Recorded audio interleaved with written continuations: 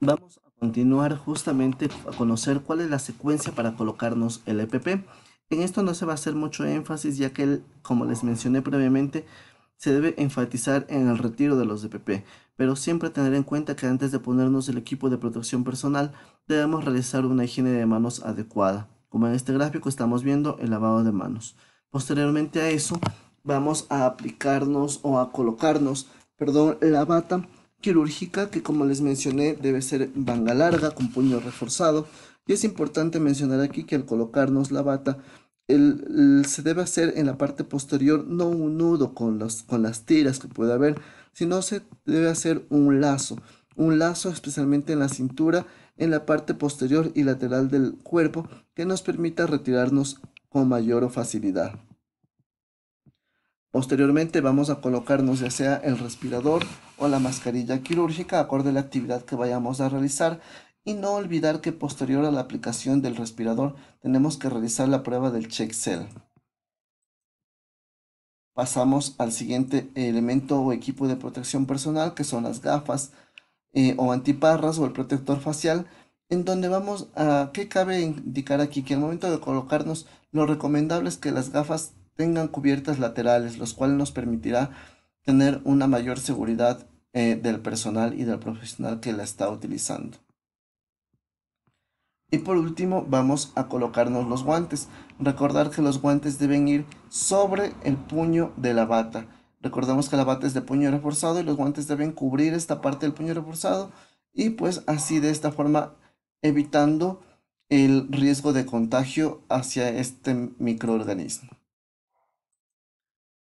Para enfatizar a manera general, como primer punto en colocarnos los EPP tenemos la higiene de manos, colocarnos la bata, la mascarilla o el respirador, las gafas antiparras o el protector facial, y como quinto y último punto tenemos colocarnos los guantes. Estamos listos para entrar en una habitación del paciente. Debemos mantener el uso de los EPP y no tocarlos mediante estamos en contacto con el paciente o con su entorno. Recordar los 5 momentos de higiene de manos. Es importante mencionar, como les había dicho justamente, la colocación del respirador. La colocación e insistir en la prueba del sellado, el check cell. Entonces recordar que cuando nos colocamos el respirador como profesionales de salud, no hacer el cruce de las tiras, de las bandas elásticas. Generalmente tendemos a cruzar las bandas elásticas y eso va a generar un pico en el respirador y no va a permitir realizar la función adecuada del mismo. Y pues posteriormente vamos a asegurar este respirador mediante el moldeado del fierrito que generalmente suele haber en el respirador, que es la parte que nos vamos a poner en el dorso de la nariz, y pues vamos a realizar el moldeado del mismo. Importante tener en cuenta en la colocación del respirador, los profesionales, el personal masculino, la barba no va a permitir, o el vello facial no va a permitir un adecuado ajuste y sellado del respirador. Es por eso importante pues disminuir en lo posible la cantidad de vello facial para el respirador, para el profesional que vaya a utilizar el respirador, como parte de una medida de protección personal. En el retiro, errores muy frecuentes que sabemos tener en el retiro del respirador e incluso cuando estamos atendiendo a un paciente es tocarnos a cada momento los equipos de protección personal, en especial la máscara o el respirador, y pues para retirarnos nos retiramos justamente de la parte delantera, estando en contacto con la mayor cantidad de microorganismos. Es por eso que se recomienda el retiro por las bandas posteriores sin tocar la parte delantera. Vamos a hablar ahora sobre la secuencia para el retiro del equipo o de las prendas del equipo de protección personal. Para ello vamos en primer punto a retirarnos los guantes. A recordar que esta parte de nuestro cuerpo es la que está en mayor contacto con el paciente y con los fluidos del paciente. Es por ello importante revisar la técnica del retiro de los guantes y aplicarla de una forma adecuada. Posterior al retiro de los guantes, recordar realizar la desinfección o el lavado de manos. Se recomienda, debido a las condiciones que tengamos, la desinfección de las manos, con los pasos y la técnica y el tiempo adecuados. Como segunda prenda o segundo equipo, al retirarnos vamos a tener las gafas o el protector facial. Como vemos en la gráfica, vamos a retirarnos de atrás hacia adelante, no retirarnos y no tener contacto con la parte delantera que ha estado en mayor exposición al microorganismo, y posteriormente vamos a realizar la de las manos.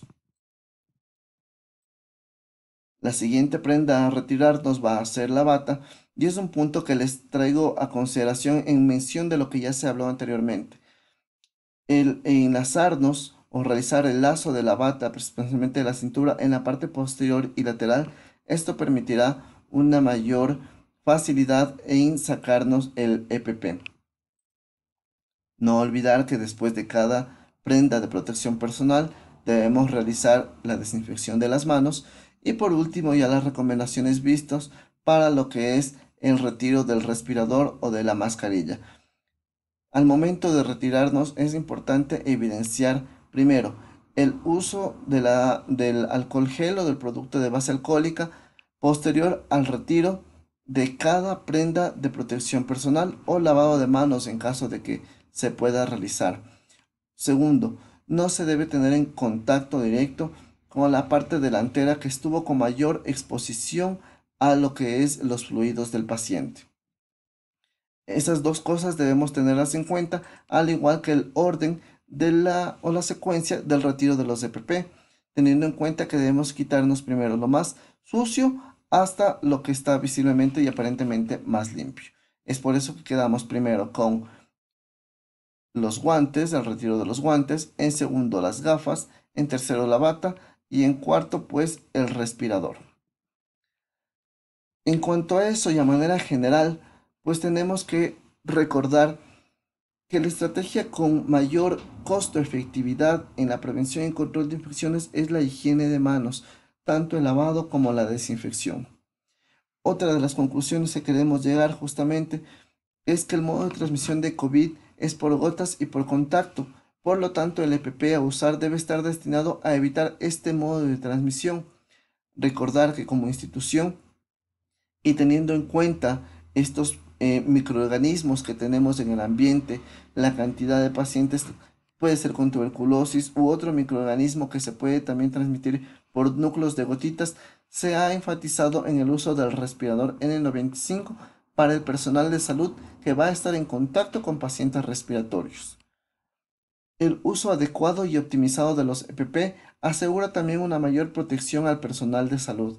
En cuanto a la técnica y el uso racional, tener en cuenta que si usamos al momento exageradamente los EPP, va a llegar un momento en que tal vez no podamos abastecernos de los mismos. Y es por eso que debemos optimizar desde ahora y saber cuándo utilizar estos EPP, en qué actividad y acorde al procedimiento a realizar.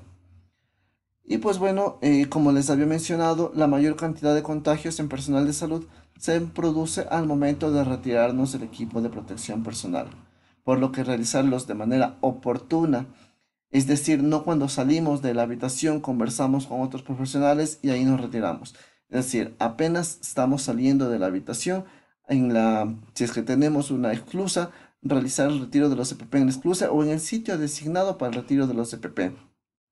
Importante aquí, evitar tener el stock de los EPP en conjunto, tanto de los que están usados como los no utilizados, porque puede haber un riesgo de salpicadura al momento de retirarnos del EPP que va a poner en riesgo al stock de EPP que aún no han sido utilizados.